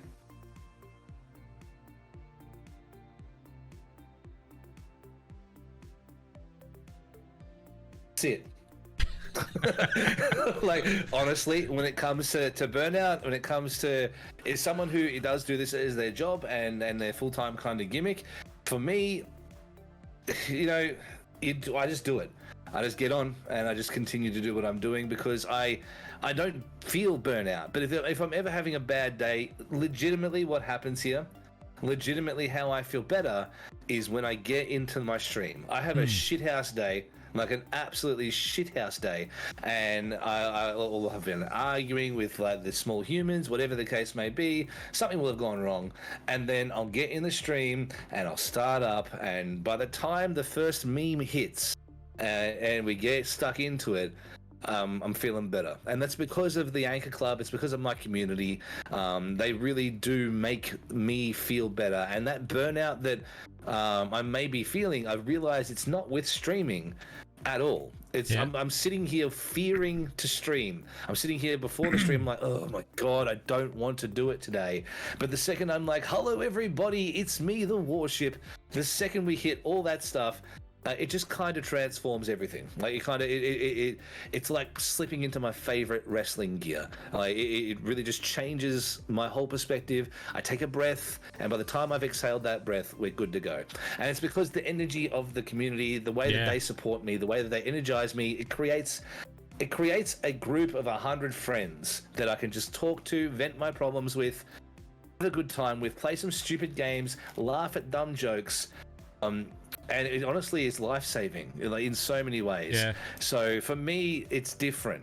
For people who are experiencing burnout, who don't have that as an example, I honestly absolutely believe that you should be taking time for yourself. Yeah. And if streaming doesn't give you the feeling that it gives someone like myself, then you need to look after you to get that feeling somehow. So if you can't get it from what you're doing on stream, to find what can give you that, and then just do that for a little bit. You know what I mean? You don't have to stop streaming, but taking some time away can be completely healthy as well. Like, it can absolutely be completely healthy. I know friends who have left for a month and they've come back and just killed it because their entire perspective changed. They were sitting here like playing, hating their life, sitting here, almost the low energy streamer thing that I do on my channel. Like that's how it became, like sort of near the end of the time. And then they're like, no, you know what? I'm taking time off. And they go like white river rafting or go mountain climbing, whatever it is people do who have money and aren't streamers full time. They go do that stuff for a month and they come back and they just start to kill it. They absolutely start to kill because everyone's like, holy shit, you're so much happier. You're having a great time on stream, we can tell. That's one thing that I've found is that people will always know. They will always know when you've had a bad day. They'll always know when you don't really want to be there. And that will come across in their reaction to you, and it'll also come across in your reaction to them. So if you're not feeling it and you know it's going to come out, just don't do it. Like, it's not the end of the world to take a day off. Okay to just take a day. It's okay to take a week, take a month, because at the end of the day, we're only on this thing for what, 100 years at best, maybe. Like, don't use your time poorly. Like, legitimately, go out, go buy ice cream. You know, have a good day. Yep. Find something honestly, else. This is not the be all and end all of what we do in life. You know, streaming will always be here for you, but it's not the be all and end all. So. Yeah, that's right. It's my offer. No, I think that's really, really great. Like, I think that perspective of having like a community there and actually like that helping when you go live is a really interesting perspective. So, like, if you can get to that point, I think that's probably going to help you get through it sometimes. Yeah, and you know, if it keeps on keeping on and you are really still feeling some feelings about it, then you might need some time off as well. But I guess that helps. But yeah, for the people that haven't got to the point where they've been able to build a community, yeah, definitely take some time off. Go find another hobby like streaming. You know, maybe, you know, if depends on what you're doing streaming for, right? If it's just a hobby and something that you do for fun, you don't care how many people watch you, then you're probably not going to have those pressures on you, and so you can take time off whenever, you can come back whenever, that's fine. If you are someone that wants to make a part-time living out of this, or, you know, have $200 a month and that's what you aim to turn it into, or you just want to build a community and that's what you want to do, you want to feel like you've built a community, the pressures might be there a little bit more, but yeah, you still need to take time for yourself and do some things in your own life outside of streaming too, even though absolutely, yeah, because if streaming is not a hobby and you treat it like a business almost, then you also then need a hobby. I think on the outside, a small hobby, go on a holiday, like go away for the weekend, go and hang out with some people in real life. Like, I don't do that enough. Yep. So, you know, go get some friends and go and hang out, do something other than, and that's exactly just go game. What that was about. Yeah. Get on the beers, you know, like, honestly, go have some fun, do something that you would do something to replace what this is for the day. And as far as community goes, Decepticons, I know this is probably not an exact direct question for you. My door's always open. Like, we've got a wonderful community here. We really, really do. We've got an incredible Discord that's open, and Goa as well. We have an incredible Discord that you can come in and talk to like-minded people. Sometimes one of the best things you can do is get this shit off your chest. You know, if you're struggling, don't struggle alone. You know, never struggle alone. That's the shittest thing anyone can do. If you want to talk about this stuff, my DMs are here. I'm sure that goes for anyone else here, because the reality is that we all are here for each other. I know, particularly amongst the group of people who have come in to watch from the Anchor Club, like the raid from before, one of our credos is that we all work together, we all win together. And that's honestly true, because it's not just true of the streaming side of things, but it's true of the togetherness, the conversations, the Discord. Like, sometimes a good vent can mean the difference between having a really shit month and a really great month. So don't be afraid to reach out.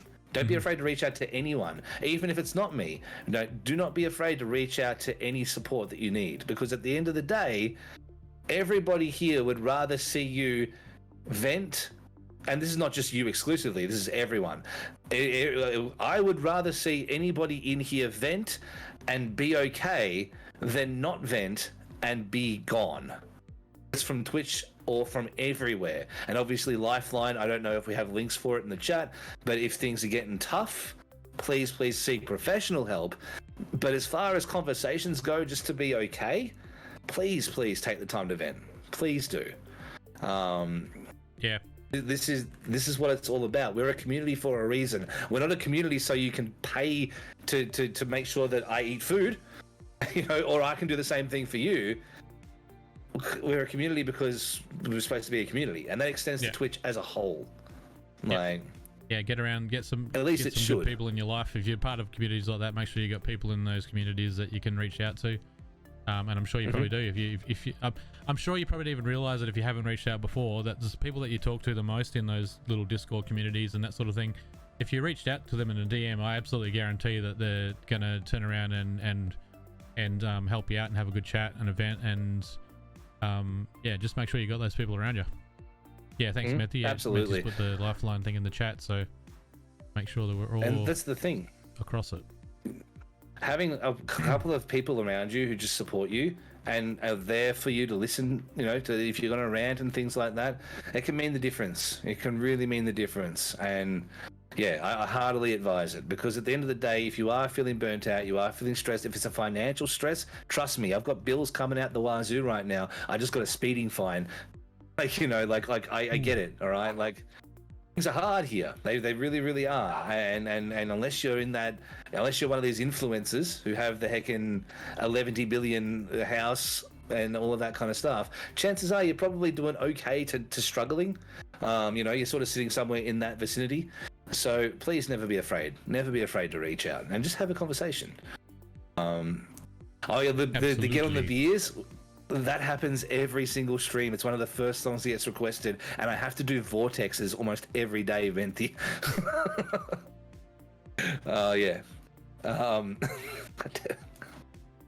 All right, we got continuation of the Decepticons here as well. Shippy knows most of my backstory. I'm just sometimes feeling like this is what I want, why I do, but why do I bother? I've cancelled so many streams in the past, and it makes me doubt myself a lot. I get so hyped when people are in my chat, and it's the best feeling. Other days I'm like, they don't care, which I know isn't the case. Yeah, you're absolutely right. It's not the case. It's not the case, but it's really hard. It's really hard to see when you've got those glasses on. And I ain't talking about rose-covered ones. It's a totally different color. When you're feeling like the shits, nothing anyone can say or nothing anyone can do or anyone can show you would make you feel any better. But it gets worse when you have no one to talk to. Yeah, that's one of the main parts about like why you need to have those supportive people around you right from the very start, and finding communities. Like if you're a streamer out there who doesn't have a community yet somewhere out there in the internets that's based around this game, what we're doing here, then I highly recommend that you try and find some good people. Like there is Shippy's community, there is the Game On Aus community, that's just two. Make sure you get around those communities and meet people and make friends, because it is hard when you have a bad stream, like you're dropping off in viewers in one stream compared to the last one. It is so much of a high. I mean, we use the name kind of in a little bit of jest, the Streamaholics, but it's there for a reason. Like it is Absolutely. kind of like the original idea behind it, what it is sort of becoming the last couple of weeks too, which is great. I'm loving it. Is kind of like a support group for people that are in content creation, because it is really hard to be on those highs that we get when we have like a few people and the chat's moving along, and we finish the stream, we're like, oh yeah, that was really good. I was talking the whole time, there was people in there. Like I debrief with my missus after every stream. She knows when I've had a good one and a bad one.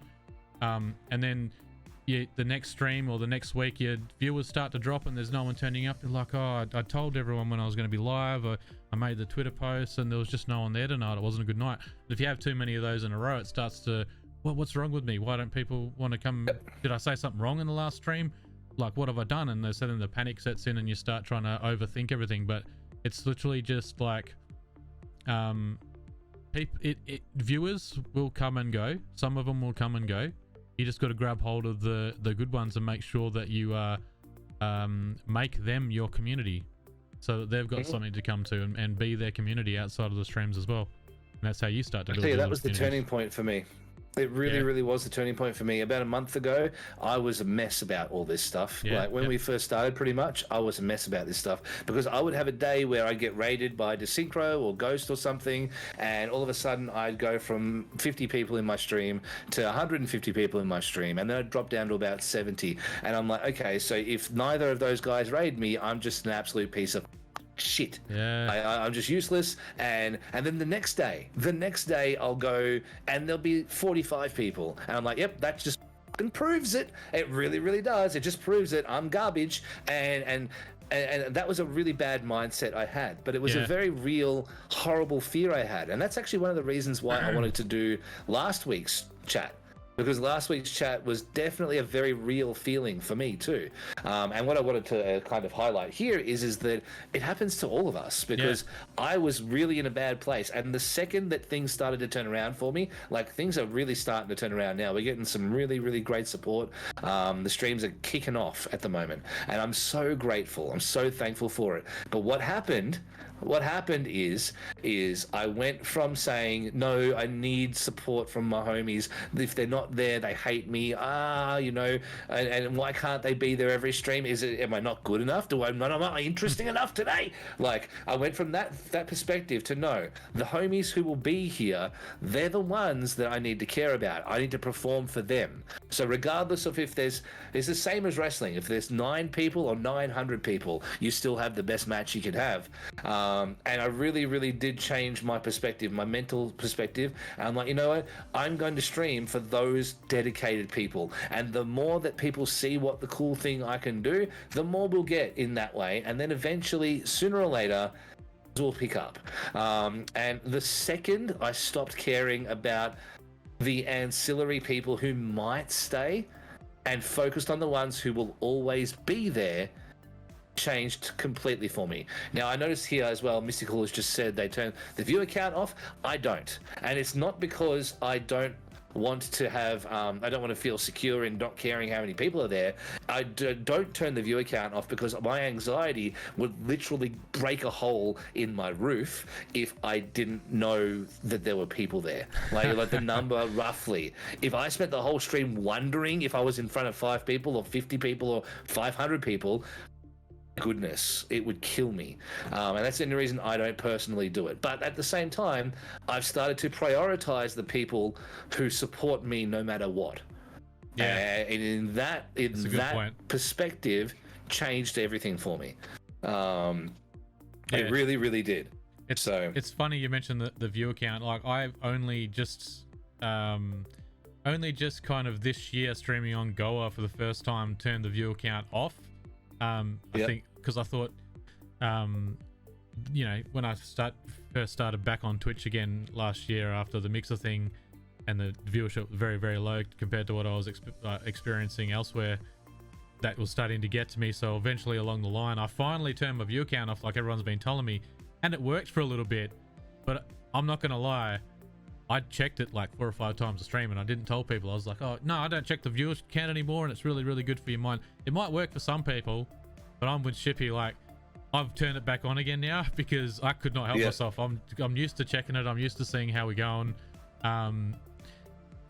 I think it does help in theory to some people. It might absolutely help to have it off. Like, if you're not someone who, if you've been doing it long enough now, where you know, like, say you're just starting out, or you've got like a couple of people usually, and that's your average CCV, and maybe there's nothing happening in chat. If you already haven't taught yourself to keep talking and to keep asking chat who's not answering questions, and to just keep doing that no matter what, then you still need some more practice anyway. So, but turning the viewer count off, you can pretend that you got 10 people there, and you can ask them.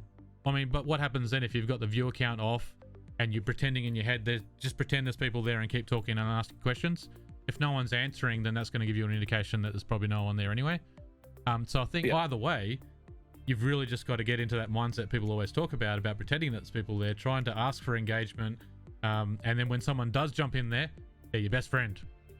And that goes back to what Shippy was just saying about. Sorry, I'm pointing at you on this monitor over here. Can everyone see that? What Shippy was saying about, like, the people that do come every single day and become like a really integrated part of your community, like make sure that they do feel special and forget about the other people that come and go. Obviously chat to everyone in chat, make everyone feel special, but really make sure you make the regulars and the people that really support you and go out of their way to support you and be a part of your community, really make them feel special. And then other people that are watching your streams and are part of your chat, or maybe they've only just found you, they will go, what an awesome guy. Like I really want to be really close friends with this guy. I want to be closer friends with this guy. I want to be a part of this community. Look how special he's making these other people feel. Like, you can't expect to be made feel that like all the time originally, but you know, that's also an indication of what your community is as well, by making your regulars and your important people feel important, because other people will see that too. No, absolutely. And honestly, that's all I've ever done.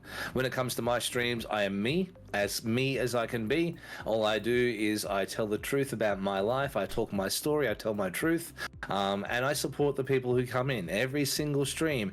Hey, what's going on there, Full Tilt? Are you a streamer? Please let us know so we can shout you out, because we believe in supporting each other. And that's legitimately how I treat it, because I do want people to win. I said it all night last night. I kept saying it. I don't know why, but last night for some reason I said it every single time. I was like, I want you to feel how I feel right now. So if I can get you 5 viewers, so I can get you 5 followers, whatever it is, if I can get you that small amount extra, then I'm thankful. And I'm thankful for you being here. And you know, that makes people go, well, he does care. And there's no bullshit here. I do care. But it means he does care. And then they stay and they come back. And then they become a part of this family. They integrate themselves into our community. And all of a sudden, they're there all the time. And it's because I care as much as I'm expecting you to care. I'm giving you the same investment back that you give me. Whether that means lurking in 50,000 streams like I'm doing right now, or whether that means treating people with respect when they come into my stream, that's how I manage it. And I think that's the best way to be. You know, I really, really do. Yeah. I really feel like that's the way that you need to treat the audience. Because you know what? Nobody here at all owes anything at all to the streamer. You don't owe me nothing. You don't owe me your time. You don't owe me money. There's nothing that you owe me at all. So it's a respect that you have for me and a respect that I have for you that binds us together. Without that, we have nothing. If it's one-sided, why are you here? Why would you bother staying? But if it's both of us that have that investment, all of a sudden we're working together. All of a sudden we're supporting each other. And to me, that's the big thing. And as a sidebar to the viewer count thing, we've actually had more viewers overall in the first 2 hours here than any other stream we've done so far. So it's growing, that speaks words as well. Tell your friend to tell a friend. And that's a big thank you to you guys as well. You know, I know I already ask so much of you when you're viewing my streams. I'm always like, hey, come in, please, go vote on Grassroots, go like my Twitter posts so sponsors like me, all that kind of stuff. But the fact that you've decided to come in here and check out extra content, ancillary content that we're providing, that's a huge thank you. Yeah, and thank you know, guys. like, but at the same time, you know, I'll be in your streams later if I can be. If it's too late, I'm not doing it. I need to sleep. But you know, if I can be, I will. And that's the gimmick. Like, you know, we all work together, we all succeed. I think that that's a really good note to sort of wind up with. Be the person in my chat that you want me to be in yours. Support people the way you want to be supported, and you will always see an improvement, because people will see that you're a genuine person. People will see that they want to get around you because they know that you'll get around them. And all of a sudden, you're streaming in front of 20 people. All of a sudden, you're streaming in front of 50 people. All of a sudden, you're getting a purple tick. And all it takes is to not be a piece of shit.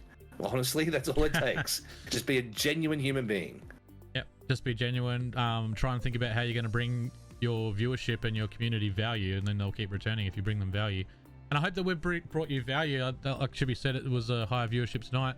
I think we're growing every week. I'm hoping that you guys are enjoying the chat. So I'm loving it. Like I could sit here for 4 hours and talk about this stuff, but we do have to get some sleep.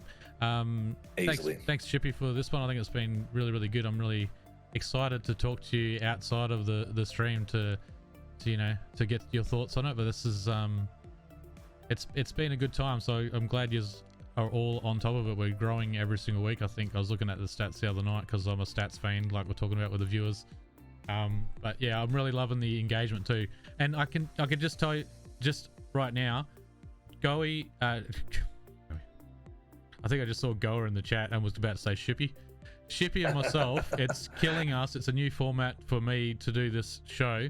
But it is killing us not to be able to get to every single one of your comments. So I appreciate you guys' patience in the chat, and I'm loving how you are just discussing amongst yourselves. I hate it so much. You guys know how much I hate it because you know that I comment on everything you guys say in my streams. So when I'm here and I can't say a beers back to things like that, it kills me. Yeah. So trust me, I see it too. I definitely get it. Thank you guys for being here. Hey, where can they find you? Me, you can find me usually at Game On Aus, but you can find me on all the socials. Twitter, Facebook, and even on Twitch at Lukey Bangerz right now. Yeah, where can we find you, Shippy? You can find me everywhere as the Warship, except for stupid mother Twitter, who will still not give me the @Warship name. Hashtag free the Warship, guys. We've got to get it there. I really want the Warship. The last time that post they ever posted was like 9 years ago. I just want it. I just want it for me. But yeah, other than that, you can find me at the Warship on Instagram, on TikTok, on YouTube, and on where we are now, Twitch. That's the words. You can find me pretty much anywhere. Why did YouTube just pop up there? That's weird. That's fine, I guess. But yeah, that's where you can find me. And yeah, I hope to see you soon, honestly. And yeah, guys, thank you so much for being here. Thank you so much for all of the time that you've committed to the channel.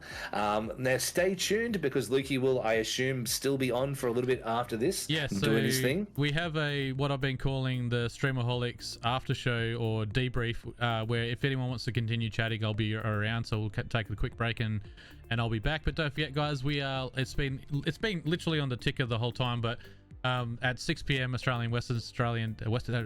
p.m. I'll try that again. 6 p.m. Australian Western time, standard time. How does time work? Every Friday night, we'll be back with the next episode of Streamaholics. So thank you, everybody. Thanks, Shippy. Appreciate you all. No worries. And we'll see you next time. Hey guys, thanks so much for watching. Thanks for all of your support. You can do a little bit more though. You can. Hit us up on our YouTube. Drop us a subscribe. Is that how the cool kids say it?